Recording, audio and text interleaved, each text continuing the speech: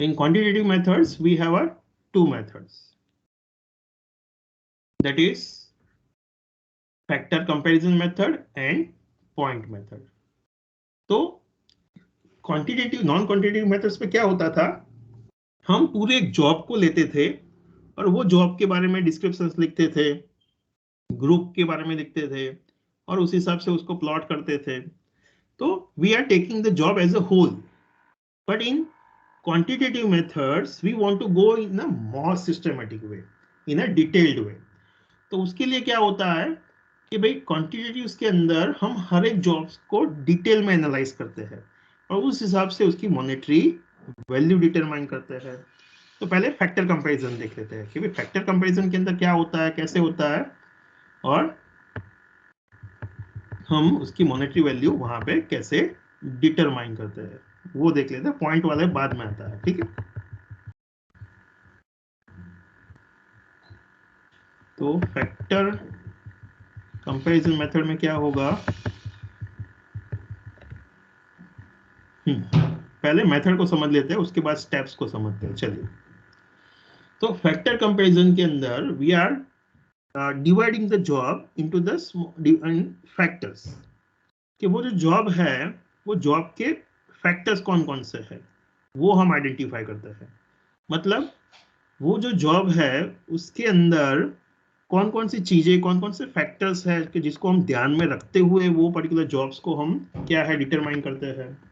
तो यहाँ पे जॉब को सब पार्ट्स में, सब फैक्टर्स में डिवाइड किया जाता है और उस हिसाब से क्या है हम उसकी मॉनेटरी वैल्यू डिटरमाइन करते हैं.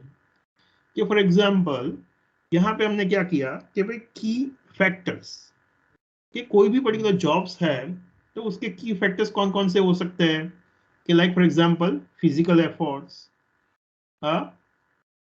mental efforts, skills, responsibilities for doing it and even working conditions. तो ये सारे क्या है, हमने जॉब फैक्टर्स आइडेंटिफाई कर दिए. और फैक्टर कंपैरिजन में क्या करना है, ये फैक्टर्स के बेसिस पे हम कंसर्न जॉब्स को कंपेयर करना चाहते हैं और उसकी मॉनेटरी वैल्यू डिटरमाइन करना चाहते हैं. तो फॉर एग्जांपल यहाँ पे हमने क्या है, this are the list of key jobs which is selected and for them we want to do the factor comparison and we want to determine the monetary value. तो सबसे पहले क्या करेंगे, ये जो पांचों जॉब है उसको फॉर एग्जांपल हर एक फैक्टर वाइज सिलेक्ट करेंगे. For example first is a physical efforts. तो ये पांचों के अंदर सबसे ज्यादा फिजिकल एफर्ट्स कहाँ पे लगती है, उसको रैंक 1 देंगे. कि फिल्टर जो फिटर है तो फिटर वाले को सबसे ज्यादा फिजिकल एफर्ट्स करनी है तो उसको रैंक 1 दिया. उसके बाद वेल्डर वाले को 2 दिया, इलेक्ट्रिशियन को 3 दिया, क्लीनर को 4 दिया, लेबरर को 5 दिया. उसके बाद है मेंटल एफर्ट्स. तो सबसे ज्यादा मेंटल एफर्ट्स कौन से जॉब में लगती है, तो यहाँ पे आया रैंक 1. तो इलेक्ट्रिशियन, उसके बाद फिटर, उसके बाद वेल्डर, उसके बाद क्लीनर, उसके बाद लेबर, लाइक दैट. तो हम पर्टिकुलर फैक्टर के बेसिस पे हर एक जॉब को एक दूसरे के साथ कंपेयर करते हैं और उस हिसाब से रैंक देते हैं कि भाई कौन सी जॉब के अंदर वो पर्टिकुलर फैक्टर्स जो है वो सबसे ज्यादा इंपॉर्टेंट है तो उसको रैंक 1, सबसे कम इंपॉर्टेंट है उसको रैंक 5. तो उस हिसाब से जितने भी फैक्टर्स हमने सिलेक्ट किए हैं वो सारे फैक्टर्स के बेसिस पे हम जॉब्स को एक दूसरे के साथ कंपेयर करेंगे, उस हिसाब से रैंक देंगे. उसके बाद जो कमिटी होगी वो rank wise monetary value determine करेगी कि भाई ये जो है उसकी मॉनेटरी वैल्यू कितना, सेकंड का कितना, थर्ड का कितना, फोर्थ का कितना, फिफ्थ का कितना. उस हिसाब से हर एक फैक्टर्स की मॉनेटरी वैल्यू डिटरमाइन होगी.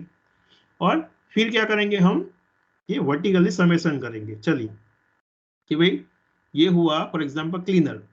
तो क्लीनर को फिजिकल्स के लिए कितना मिल रहा है, 9 रुपीज, मेंटल का 6, स्किल का 4, रिस्पॉन्सिबिलिटीज का 6, वर्किंग कंडीशंस का 5. तो 5 + 6 + 4 + 6 + 9 इजिकल टू 30 रुपीज. तो उसको हर रोज उसकी वेज कितना होगा, 30 रुपीज होगा. तो ये क्या हुआ, फैक्टर कंपैरिजन मेथड हुआ.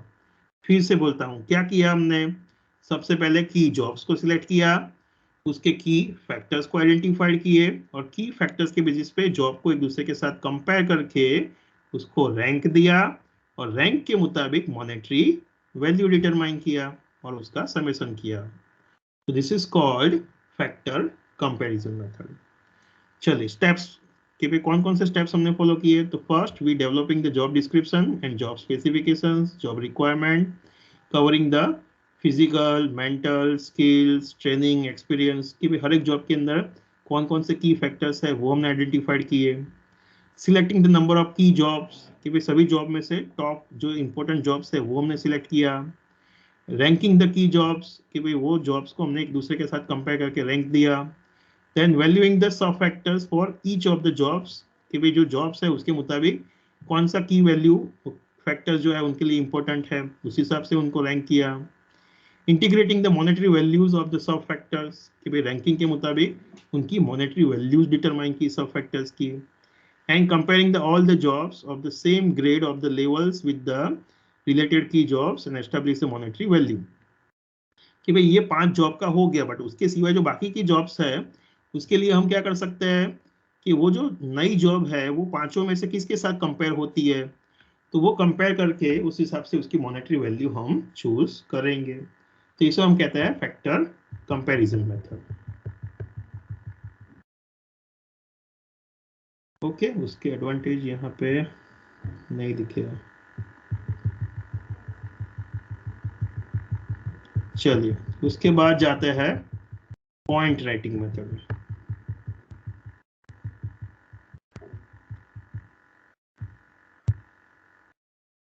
चलिए उसके अंदर क्या होगा,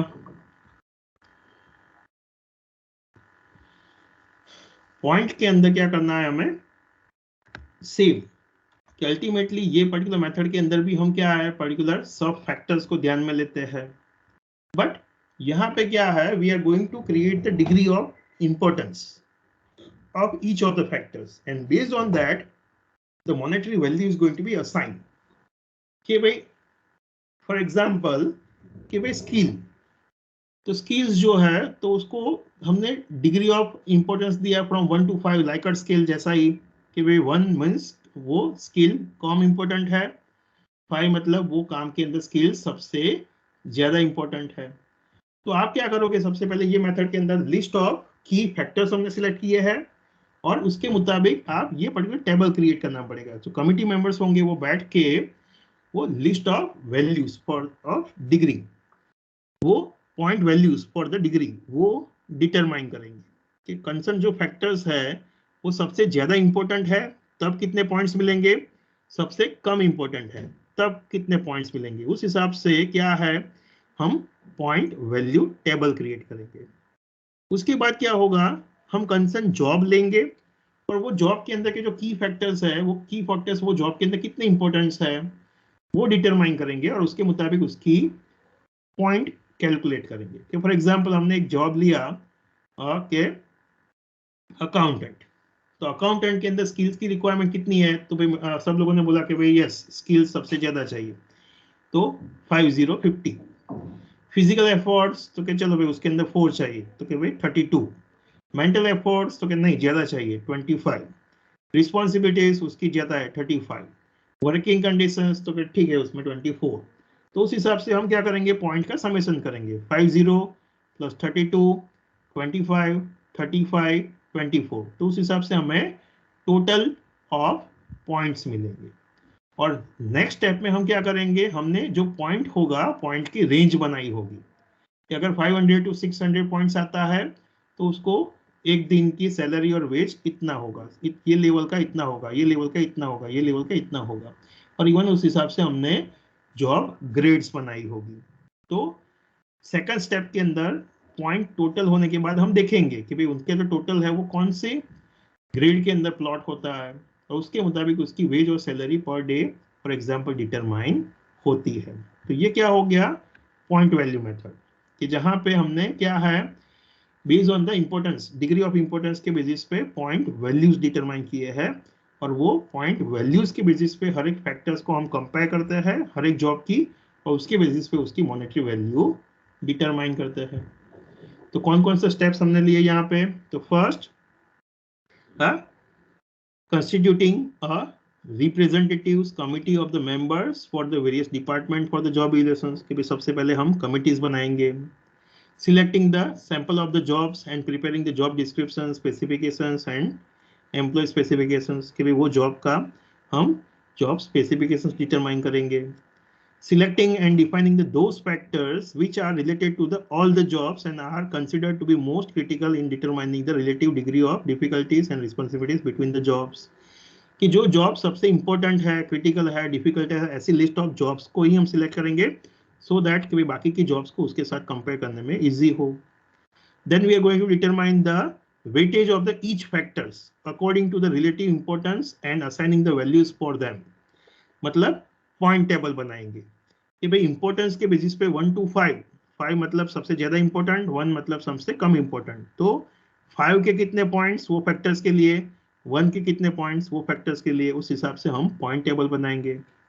We will defining the each factors and specifying the scopes and elements for each factors.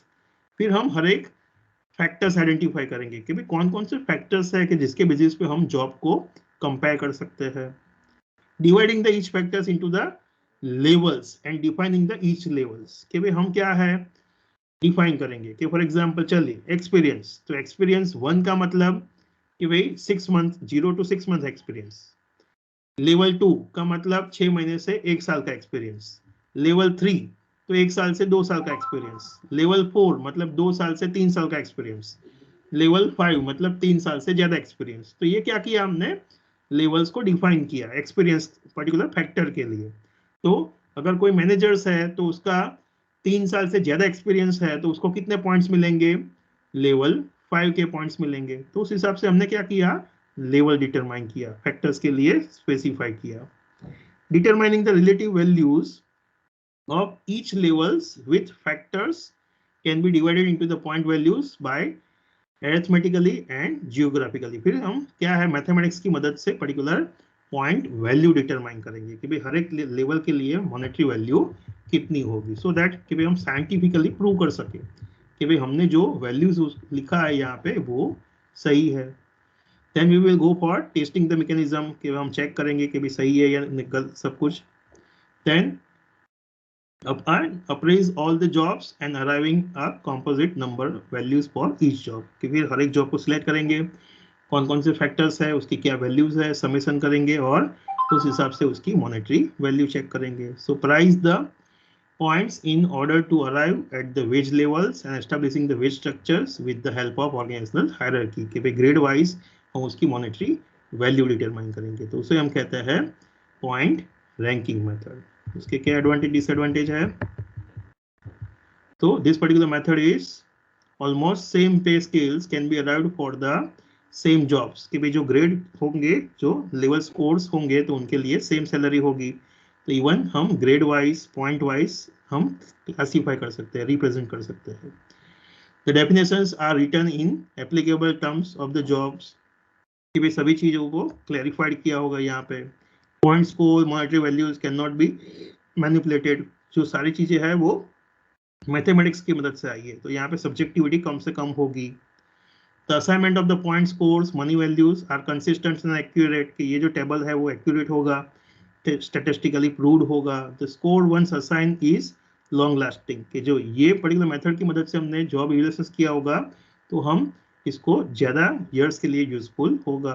The weight differences are systematic and according to the content of the job कि भाई हम systematic way में ये इंप्लीमेंट कर रहे हैं. But difficulties क्या है, it is difficult to determine the factor levels and assigning the point value कि हमने जो पॉइंट टेबल बनाया उसको हम जस्टिफाई नहीं कर पाएंगे, सब लोगों को समझा नहीं पाएंगे. It is difficult to explain the mechanism and operations for the method कि भाई हमने वो पर्टिकुलर जॉब के लिए लेवल 1, लेवल 2, लेवल 3, 4, 5 ये डिटरमाइन किया, बट वो क्या रिप्रेजेंट करता है, कैसे होता है, कैसे पॉइंट कैलकुलेट किए जाते हैं, कैसे मॉनेटरी वैल्यू पॉइंट के बेसिस पे क्रिएट की जाती है. तो इवन लोअर लेवल के एम्प्लॉयज को समझाना बहुत डिफिकल्ट हो जाएगा. तो operations involve heavily expenditures time and clerical task, ये जो मेथड्स है वो क्या है, बहुत ही टाइम कंज्यूमिंग है, कॉस्टली है. So these are the 4 methods which we are going to have